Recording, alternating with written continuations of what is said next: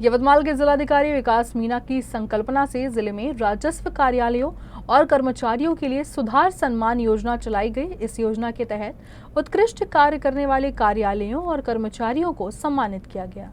यह कार्यक्रम नियोजन भवन में आयोजित किया गया था, जिसमें जिलाधिकारी के साथ अपर जिलाधिकारी अनिल खड़ांगे, निवासी उप जिलाधिकारी सुदर्शन गायकवाड़, जिला पूर्ति अधिकारी सुधाकर पवार आदि उपस्थित थे। इस अवसर पर जिलाधिकारी विकास मीणा ने कहा कि सभी राजस्व अधिकारी और कर्मचारी अपनी कार्य कुशलता में बढ़ोतरी करें ताकि जनता को समय पर और पारदर्शी सेवाएं मिल सके। जिलाधिकारी ने कहा कि इस योजना के तहत राजस्व कार्यालय को अधिक स्वच्छ और स्वस्थ बनाने के साथ ही कर्मचारियों की कार्य प्रणाली को भी अधिक प्रभावशाली बनाने पर जोर दिया गया है। उन्होंने यह भी स्पष्ट किया कि ये योजना चतुर्थ श्रेणी और संविदा कर्मचारियों के लिए भी लागू की जाएगी।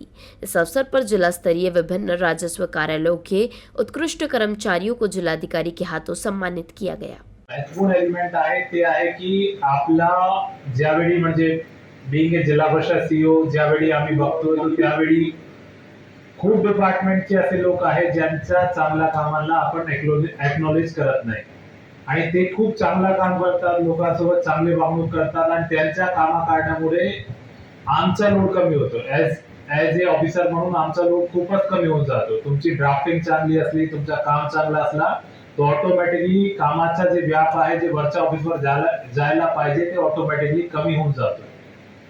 त्या निमित्ताने एक हेतू होता की आपला खालचा स्टाफ जे चांगला काम करत आहे त्यांना रिकॉग्नाइज करण्याचा एक विषय होता।